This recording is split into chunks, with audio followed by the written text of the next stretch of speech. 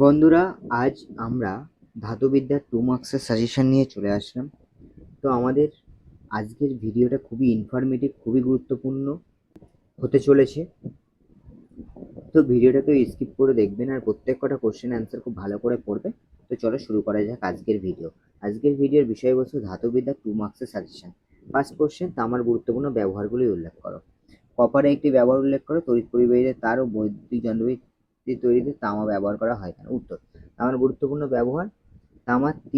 তামা নিম্ন রোধ সম্পন্ন অর্থাৎ তড়িতের সুপরিবাহী নমনীয় প্রকৃতির ধাতু হয়। টেলিফোনে তার ও তড়িৎ পরিবাহী তার হিসেবে মোটর, ডায়নামো ও বৈদ্যুতিক যন্ত্রপাতি তৈরিতে তড়িৎ কোষে তড়িৎদ্বারের রূপে এবং তড়িৎ লেপনের কাজে তামা ব্যবহৃত হয়। তামা সুপরিবাহী হওয়ার জন্য রান্নার বাসনপত্র, ক্যালোরিমিটার, বয়লার প্রভৃতি তৈরিতে তামা ব্যবহৃত হয়। মুদ্রা, মূর্তি, খাত প্রভৃতি প্রস্তুতিতে তামা ব্যবহৃত হয়।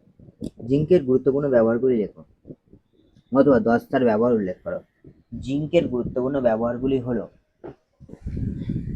পরীক্ষাগারে হাইড্রোজেন প্রস্তুতির জন্য ও বিজারক রূপে জিঙ্ক ব্যবহৃত হয়। নির্জল কোষ বা ব্যাটারি তৈরিতে জিঙ্ক ব্যবহৃত হয়। জিঙ্ক হোয়াইট নামক সাদা রং প্রস্তুতিতে জিঙ্ক ব্যবহৃত হয়। পিতল এবং কাঁসা দস্তা তৈরিতে জিঙ্ক ব্যবহৃত হয়। লোহা তৈরি জিনিসের ওপর জিঙ্কের প্রলেপ দিয়ে তাতে মরচে প্রতিরোধ করা যায়। অ্যালুমিনিয়ামের গুরুত্বপূর্ণ ব্যবহারগুলি উল্লেখ করো। অ্যালুমিনিয়ামের গুরুত্বপূর্ণ ব্যবহারগুলি হলো তড়িতের সুপরিবাহী হওয়ায় বৈদ্যুতিক তার ও যন্ত্রাংশ তৈরিতে অ্যালুমিনিয়াম ব্যবহার করা হয়। হালকা ও ক্ষয় প্রতিরোধের ধাতু বলে বিমান ও মোটরগাড়ি কাঠামো, হালকা যন্ত্রাংশ, আসবাবপত্র, সিঁড়ি বা মই, বালতি, বাস ট্রামের বডি, জানলার ফ্রেম প্রভৃতি প্রস্তুতিতে অ্যালুমিনিয়াম ব্যবহৃত হয়। অ্যালুমিনিয়ামের তাপের সুপরিবাহী, তাই রান্নায় বাসনপত্র তৈরির কাজে অ্যালুমিনিয়াম ব্যবহৃত হয়।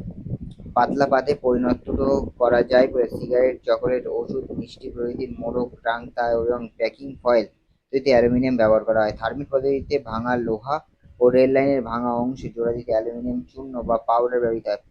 খনিজ তেলের সঙ্গে অ্যালুমিনিয়াম পাউডার মিশিয়ে বিস্ফোরক অ্যামোনাল প্রস্তুত করা হয়। অ্যামোনিয়াম নাইট্রেটের সঙ্গে অ্যালুমিনিয়ামের পাউডার মিশিয়ে বিস্ফোরক অ্যামোনাল প্রস্তুত করা হয়। সংকর ধাতু কাকে বলে? উদাহরণ দাও। দুই বা ততোধিক ধাতু কিংবা কোনো কোনো ক্ষেত্রে ধাতু বা অধাতুর সংমিশ্রণ উপাদানগুলি থেকে পৃথক বৈশিষ্ট্যযুক্ত ও ধাতুর মতো আচরণকারী যে সমসত্ব অসমসত্ব মিশ্রণ উৎপন্ন হয় তাকে ধাতু সংকর বা সংকর ধাতু বলে। পিতল একটি পরিচিত সংকর ধাতু যার উপাদান হলো 60-80% এবং জিঙ্ক 20-40%। স্পাইসেল কি এর ভূমিকা উল্লেখ করে? স্পাইসেল হলো কার্বন, ম্যাঙ্গানিজ, আয়রনের ধাতু সংকর। লোহাকে ইস্পাতে পরিণত করার সময় স্পাইসেলের 3টি ভূমিকা পালন করে। গলিত আয়রনে মিশে থাকা অক্সিজেন দূর করে, আয়রনের কিছুটা অংশ এপিওতে জারিত হলে তাতে বিজারিত করে পুনরায় আয়রনে ফিরিয়ে আনে এবং আয়রনকে পরিমাণ মতো 3 নম্বর আয়রনকে পরিণত কার্বন সরবরাহ করে সেটাকে স্টিলে পরিণত করে। খনিজ কাকে বলে? উদাহরণ দাও। ভূগর্ভে ও ভূপৃষ্ঠে প্রাপ্ত প্রকৃতিজাত অজৈব পদার্থসমূহ যাদের মধ্যে ধাতুগুলি মুক্ত অবস্থায় বা যৌগরূপে অন্যান্য অশুদ্ধের সঙ্গে মিশ্রিত অবস্থায় থাকে তাদের খনিজ বলে। উদাহরণ রেড হেমাটাইট, ম্যাগনেটাইট, আয়রন প্যারাটাইট প্রভৃতি হলো আয়রনের খনিজ। বক্সাইট, চায়না ক্লে, ক্রায়োলাইট প্রভৃতি হলো অ্যালুমিনিয়ামের খনিজ। আকরিক কাকে বলে? উদাহরণ দাও। যে খনিজ পদার্থ থেকে অপেক্ষিত সহজ উপায়ে ও সুলভ উচ্চারণে ধাতু নিষ্কাশন করা যায় সেই খনিজকে সংশ্লিষ্ট ধাতুটি আকরিক বলা হয়। রেড হেমাটাইট Fe2O3 থেকে সুলভে সরল রাসায়নিক প্রক্রিয়ায় উচ্চমানের লোহা নিষ্কাশন করা যায় বলে লোহার আকরিক বলা হয়। একইভাবে ম্যালাকাইট CuCO3 প্লাস CuH2 হলো কপারের আকরিক ও জিঙ্কাইট হলো জিঙ্কের আকরিক। জিঙ্ক ব্লেন্ডকে জিঙ্কের খনিজ ও আকরিক দুই বলা যায় কেন? জিঙ্ক ব্লেন্ড হলো প্রকৃতিজাত কঠিন ধাতব যৌগ যা ভূপৃষ্ঠ বা খনিতে পাওয়া যায়, তাই একে জিঙ্কের খনিজ বলা হয়। আবার জিঙ্ক ব্লেন্ড থেকে সহজে লাভজনক উপায়ে উচ্চমানের জিঙ্ক ধাতু নিষ্কাশন করা যায়, তাই একে জিঙ্কের আকরিক হিসেবে গণ্য করা হয়। সুতরাং জিঙ্ক ব্লেন্ড একাধারে জিঙ্কের খনিজ আবার আকরিক। পিতলের প্রধান উপাদানগুলির নাম লেখো। উপাদান মৌলটির তুলনায় পিতলের বাড়তি সুবিধা কি? পিতলের প্রধান উপাদানটি হলো কপার। কপারের তুলনায় পিতলের বাড়তি সুবিধা হলো কপার নরম ধাতু হলে কপারের সংকর ধাতু পিতলের কাঠিন্য কপারের তুলনায় অনেক বেশি। কপারের তুলনায় পিতলের রাসায়নিক শক্তিটা কম এবং ক্ষয়রোধী ক্ষমতা বেশি। গ্যালভানাইজেশন কাকে বলে? গ্যালভানাইজেশন বলতে কি বোঝায়? এর ফলে কি ঘটে?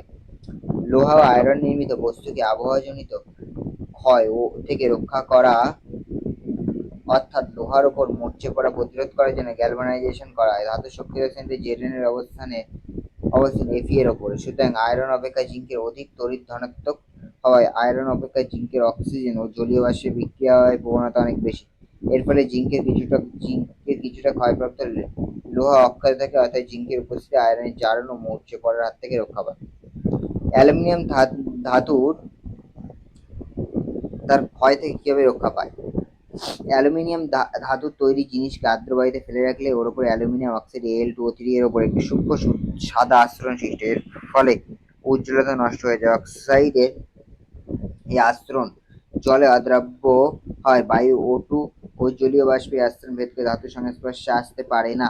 ফলস্বরূপ এটি অভ্যন্তরীণ ধাতুটিকে পরবর্তী আবহাওয়াজনিত জারণ ক্রিয়া থেকে রক্ষা করে, ধাতুটির ক্ষয় রোধ করে। ফলে অ্যালুমিনিয়াম আত্মরক্ষায় সক্ষম ধাতু বলা হয়। বন্ধুরা, আজকের ভিডিওটা এই পর্যন্ত। যদি ভিডিওটা ভালো লেগে থাকে তাহলে অবশ্যই লাইক, কমেন্ট, সাবস্ক্রাইব করে দিয়ে পজিটিভ চ্যানেলের পাশে যুক্ত হয়ে থাকো। দেখা হচ্ছে পরের ভিডিওর পার্ট 2 নিয়ে। ততদিন পর্যন্ত সবাই এই কোশ্চেনগুলো খুব সুন্দর করে প্রিপারেশন নিতে থাকো।